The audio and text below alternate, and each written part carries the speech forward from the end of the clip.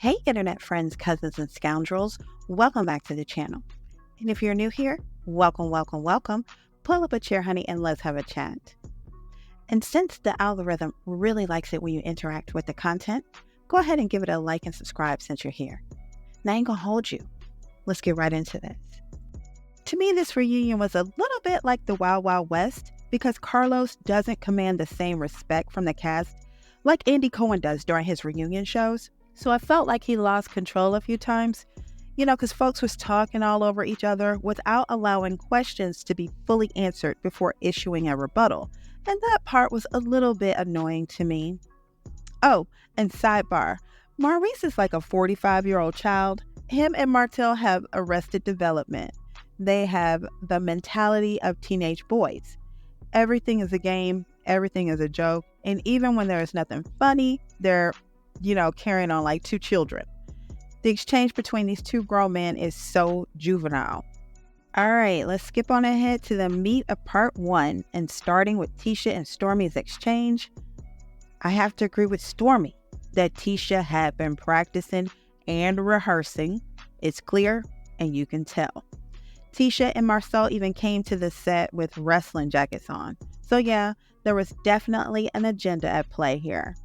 Now, I could see if Tisha was attacked all season, like she claims, but she wasn't attacked at all. No. Was she called out for copying and pasting? Again, yes. But that's all. Honestly, the only beef Tisha should have is with Kiki. And that's it. Nobody else bothered this woman. This is why I feel like some scenes were missing from Houston. Could it be that Tisha is harboring some ill feelings about Stormi because she appeared to take up for Kiki when she arrived by offering to allow her to stay at their house? And also speaking up for her at the counseling session? I don't know, could be. But again, we didn't see what happened when the groups got back to their houses to discuss what they thought about that session. Now, we already know that Tisha ain't about that life, and if she was feeling some type of way, she wouldn't have uttered a mumbling word to Stormi's face and just would have pulled a switch up like she normally does. Because, to be honest, Tisha is scary and she's passive aggressive.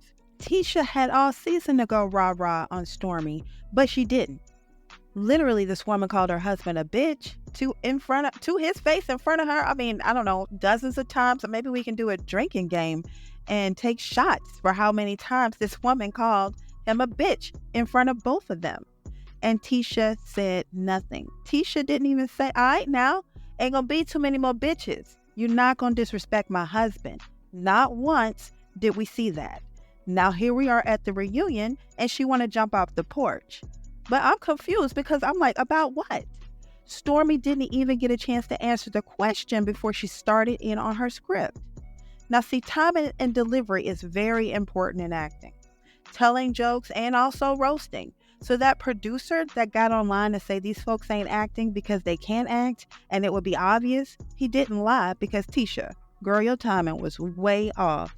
On top of that, Tisha was so in a rush to attack that we couldn't even hear what was being said or the question asked, especially in the scene with her and Stormi. So for me, Tisha's clapbacks didn't land or have the effect they would have had she just let them fly naturally in response to an insult. Hell, Tisha even got so flustered, she jumped the gun and told Stormi to pop some pills and shut up. Clearly, that little jab was meant for Kiki because Stormi doesn't do pills. Damn. This corny Ice Capades leprechaun was also sidestepping questions. Carlos asked her if they thought they were good business people. The question was a yes or no answer. You could have supported the answer with examples of how you're good business people. But instead of answering the question, she goes on to talk about the Black Business Expo, and that wasn't really the question. And Stormi was 100% correct to check Tisha about her agenda, because it was one. What I would have liked for Stormi to have done was to go ahead and bring out those alleged lawsuits that the Scotts have as well. Because honestly, that's the financial business the Scotts need only be concerned about. I'm just saying. They are allegedly passing each other in those courthouse hallways. So Tisha, please don't act. Please don't pretend like you ain't waving and passing Stormi on your way to being sued. Allegedly. Moving on to Kimmy and Maurice, and the whole libido issue was, of course, the front and center topic, as well as his insensitivity regarding Kimmy's cancer healing process. Now, Maurice seemed like he was prepared to take ownership of his behavior, and he apologized, saying that he was a different person now.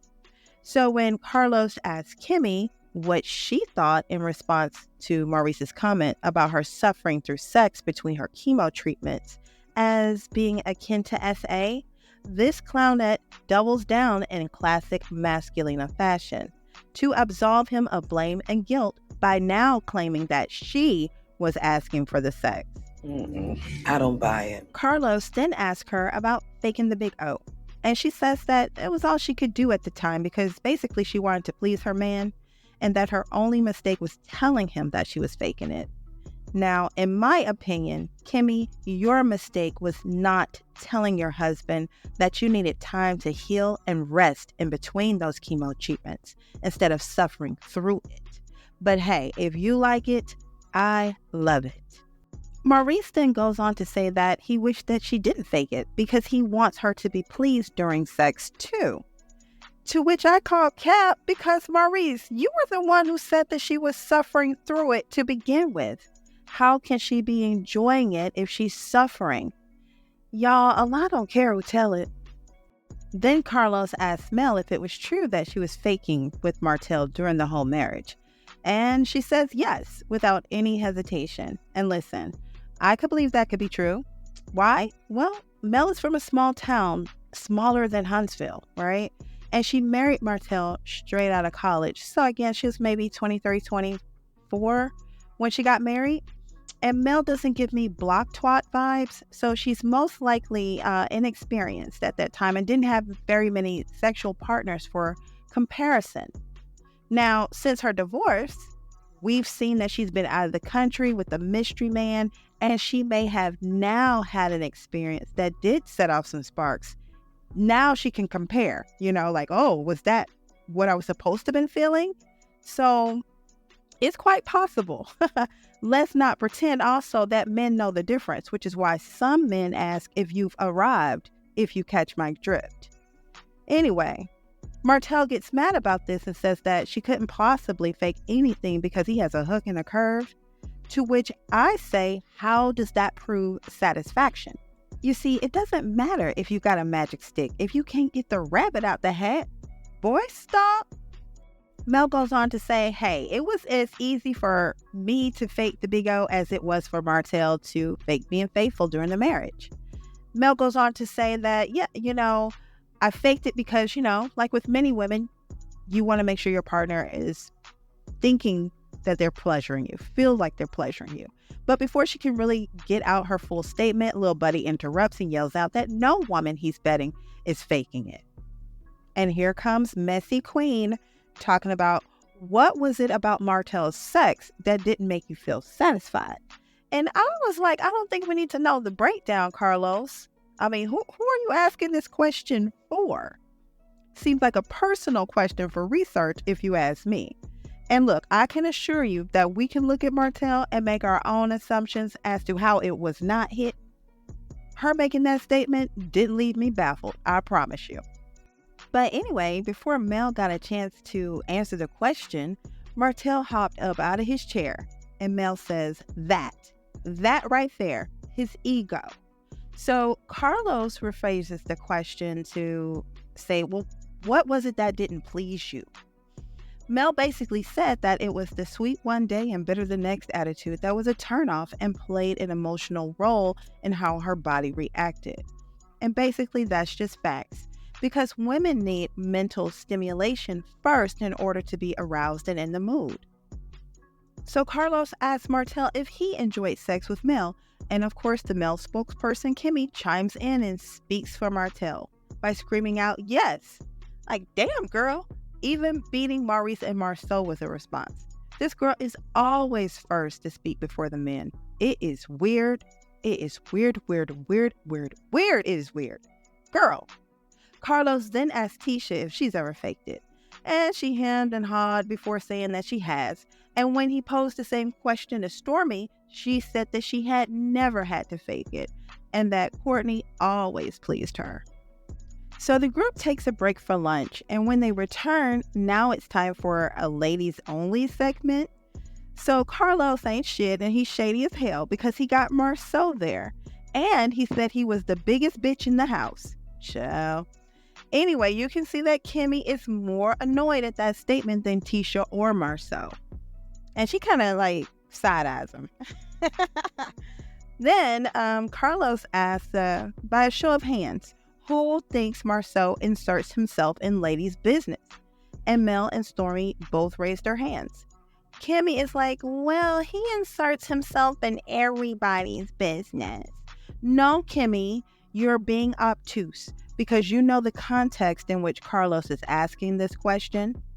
And for the life of me, this woman really can't help herself. So Kimmy asks if she can raise her hand halfway. Girl, just leave the stage, and if there's a man segment, just sit in on that one, okay? Carlos then asked Marceau what he felt about Stormy calling him a bitch. And Marceau said at first he was offended by it, but when she explained that it was part of her culture, he understood. So Carlos then asked Stormy to clarify if she called other men bitches. And she plainly said, no, not if they don't act like bitches. So now, Carlos, you got Marceau sitting up here on this stage with all the ladies. You introduced him as the biggest bitch in the house. Why don't you tell us what you think about Marceau? I think that would be helpful in this segment right here. Anyway, Stormy goes on to classify the type of man that would warrant being called a bitch. And she says that this man would have an extreme amount of sass and attitude. And that Marceau has a lot of bitch-made mannerisms that would qualify him as a title holder. Now listen, I don't disagree. So Carlos asks Tisha why she allows Stormy to call Marceau a bitch. And Tisha says that she doesn't allow it because she's grown. Stormy's grown. But I say you do allow it because, Tisha, you did not establish boundaries. See, this is woman to woman, girl on girl. This is your lane. This is where you handle it. Because as a man, if Marceau was to pop off, then he would be wrong. Just saying. So yeah, that was your job to tell her basically to stand down, because it's also insulting you as his wife. And I don't understand why Tisha can't see this. Tisha goes on to deflect about why Stormy thinks that it's okay to call another black man a bitch. And my answer to that is that she didn't call just any black man a bitch. She called your husband a bitch. And it was okay, Tisha, because you never checked her. Tisha then says that she wonders what's going on in their home and that she feels sorry for Courtney and asked him to blink if he needed help. Okay, then Stormy chimes in and says that she's been feeling sorry for her. And again, I have to agree with Stormy because everyone that has watched this show has felt sorry for Tisha at one point or another because she is very, very obtuse and juvenile. And once again, she should be worried about what's going on in her household because the amount of shit that needs attention over there, child. Stormy goes on to say, hey, look, I was somebody before the show. You can Google me, baby. I was in Forbes and Business Insider way before LAMH. So put some respect on my name. Now, look, I don't like Stormy, but I've seen her products in stores. We have yet to see the Scotts finish any product besides the LAMH. Everything else they have touched has allegedly gotten them sued for fraudulent work or non-payment for services rendered. So in my opinion, because Marceau and Tisha are two bum-ass bitches that can't get it popping, they spend their time trying to copy successful business ideas, which is how you get the Embrace Beauty logo and Mommy Business logos looking alike, and how Stormy's return policy ended up on Tisha's website. Listen, I've done websites before, and I'm here to tell you that no, it's not a boilerplate template with this woman's information on it. It's just not.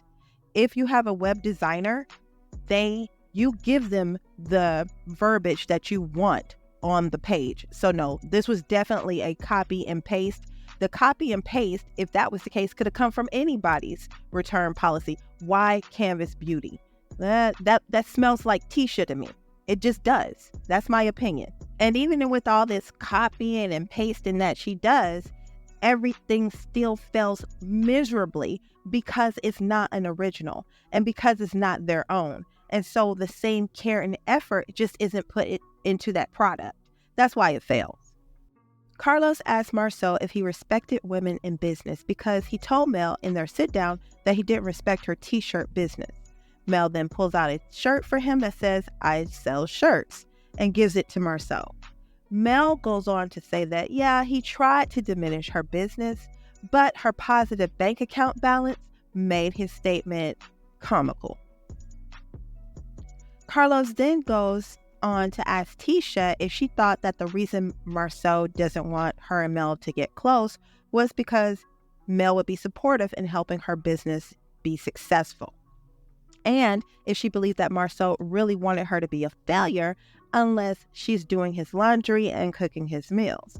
Tisha says, "No, I am on all of his businesses." Girl, that's because he needed your credit, allegedly. But she goes on to say that Marsau would allow her to do anything she wanted to do. I don't buy it. Mel goes on to say that she's heard Tisha express to Marsau about the things that she wanted to do before they fell out, and Marsau would always just shut Tisha down. Mel then asked Kimmy to chime in and co-sign because apparently Kimmy has been witness to more than one instance about what Mel is talking about, and Kimmy is just sitting there on mute. She is so annoying. She has so many comments if she needs to speak on behalf of a man, but has nothing to say when asked to validate a true statement. And I think it's just because Mel is asking her to validate it, but this chick is truly trifling. Mel has to ask Kimmy a second time before Kimmy reluctantly responds with a "yes, you're telling the truth." Listen, I for one don't want to see any of the Scotts back. After this season that they have signed up for, I don't want to see any of them back. Not 1.0, not 2.0. I would like to see some new couples in their places. They give nothing. They give absolutely nothing. And so we just need for them to go ahead and fade right into black, and that's a pun intended, and just get their asses up out of here because I'm tired of them. I don't want to see anything else that has them in it. No, thank you. I'm not interested. Carlos then asked Tisha if she got caught up with wanting to be a boss chick with multiple businesses, and she said that was not the case. She said that her family told her not to rely on a man for all of your well-being, and that's why she went back into the workplace. And Marsau took that instance to insult Mel with his bitch-made ass. He could have insulted Wanda, because that's probably where she got that from, okay? But he chose to insult Mel. Mel told him to uncross his legs. Listen, Marsau is the bitch assness for me, okay? And you have extreme bitchdacity, okay? Carlos asked Marsau if he's fearful of his wife turning into Mel, and he says, yeah, a single woman, because I don't want to get divorced. And Mel accurately states that he needs to stop moving like he do then. Just facts. Marsau then goes on to insult every working mother on the face of the earth and lies by implying that working moms don't have time for their children. And I say, where, ho? Where? Because not only did I come from a two-parent household where both of my parents worked and tag team supported us, but me and my husband also both work and tag team support our kids, like plenty of other parents do. And let's not even talk about how the single moms are out here literally moving hell and high water to be everything and the breadwinners in their home while supporting their children, okay, and being there for them. Marsau, you are a raggedy ass husband because Tisha would not have to be overwhelmed by working and taking care of the children if you were her partner in that as well. But your ass don't even know what your kids' allergies are, if they have allergies, what their likes and dislikes are, because as you said, those are her kids. So sit your bitch ass down and shut your clown ass up, because we can hear you. And I don't know if you know this, but we can all hear what your dumb ass is saying. Mel gets him together because that got under not only my skin, but it got under her skin too, because see, you are married to a simpleton. Okay, Marsau, that you can manipulate, that you can control, that you can treat in a childlike fashion. But how dare you get your clown ass up on national television and insult all the working women out here? You are just fucking foul. I'm sorry, y'all. Just foul, and it pissed me off. I'm sorry, y'all. Please excuse me. But that really got under my skin. It really did. So now Kiki arrives on stage and Carlos gives her a compliment on her dress and says that she looks like Tisha. Kiki caught it and said, nah, she looks like herself, but goes on to say that Tisha is beautiful, so it's all good. Carlos says that they started out thick as thieves, and Tisha says under her breath that was a lie and they ain't never been cool. So Carlos asks Kiki why did she break her pact with Tisha about not speaking on her marriage. And Kiki said that she didn't break the pact, but that Tisha came to her and told her something was going on, and there were some rumors being spread about Marceau having a threesome. Now, this conversation took place off camera and behind the scenes. So, to me, Tisha knows that Marceau is allegedly out there in them Huntsville streets, spreading it wide and dipping low. But what she doesn't want is for that to be confirmed on national TV. You see, something like that would put her in the same predicament as Mel. And Tisha holds her marriage over Mel's head as if it's some kind of trophy, that she's married. She's done that since season 1, right? That, she's in her marriage, and her marriage is way up here. And Mel had a shitty marriage. But truth be told, Tisha, your husband ran out and had a vasectomy behind your damn back without even speaking to you about it. So take with that and make of that what you will. Okay. But yeah, and there has been rumors since season 1 about your man, not to mention you've been on camera crying behind him talking to other women. So we're not going to pretend like you don't have insecurities, and we're not going to pretend like Marceau doesn't make you feel like your insecurities are valid. Tisha doesn't want the pressure to have to leave because she's not leaving, right? And so in my opinion, this is why she's really mad at Kiki, because Kiki wants to have this conversation on camera.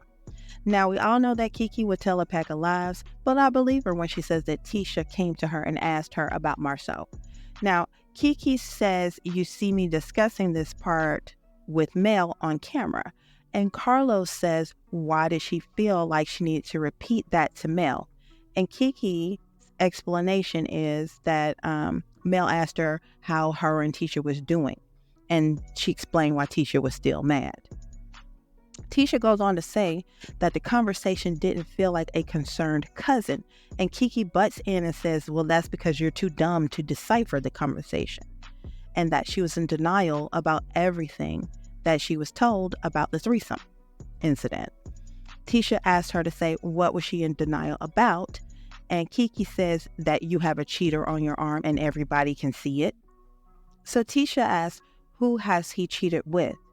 Now, Tisha, wasn't it literally last reunion when Kiki first made her debut when you admitted that Marceau got an ass shot and he replied, oh, midday work surprise? I'm just gonna let that melt on in, because see, Tisha is the type of woman who has to be in the bedroom when the act takes place before she would admit to it being what she believes to be true.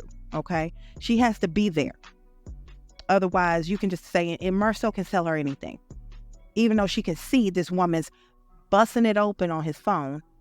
In my opinion, what would be best for her is just to say that they have an arrangement and that they give each other hall passes, and it's cool, and that she allows him to cheat in peace. And I promise you, everybody would shut up overnight. See, the reason people get all in an uproar is because women don't like to see other women, by and large, taken advantage of by, men. So we all run out to defend the woman in the situation by telling her to get out of a bad situation. But if you let everybody know that you are comfortable and that you are fully aware of what's going on, folks will leave you alone, Tisha. Just come on out and say, listen, I know what's going on. It's trash, but I like it. And folks will leave your ass alone, I promise you. But this is why you keep getting people wanting to, quote, rescue you. I do feel like Kiki wants to wake you up to it. Now, you bust her out and say, well, you cheated on your husband and your husband's cheating on you. And hell, it would take one to know one, wouldn't it? I'm just saying. And I think what is frustrating for most of the viewers is that we all saw your husband and his brother run out and get vasectomies behind their wives' backs. Maurice running out to get one, why? And Marceau didn't even talk to you about it to see how you would feel. It was very shady. Not to mention the barrage of rumors and alleged back pictures didn't help. The only reason a man would get a vasectomy is to prevent pregnancy, period. So anyway, Tisha goes on to say that she has never told Kiki that she ever caught Marceau cheating, but she has caught her husband cheating, and she has also cheated on her husband too. And Kiki had even paid for her husband to go out on a date with someone else when they first started dating. And Tisha asked, so who is the dumb one? And Tisha, I'm still going to say it's you, because Kiki and her husband look like they're going tit for tat, or at least have an arrangement where you're just sitting in your closet crying at night. Girl, bye. And that closes out part 1 of the reunion. Now, Tisha, with all this extra energy, it's just not giving for me. It's a little bit too much, and it's forced, and it's rehearsed, and it's just it's not genuine or authentic. It just looks very fake and corny. So anyway, what do you guys think about part 1 of the reunion? Let me know in the comments below. Thank you for watching. Don't forget to like and subscribe. And until next time, bet you know now.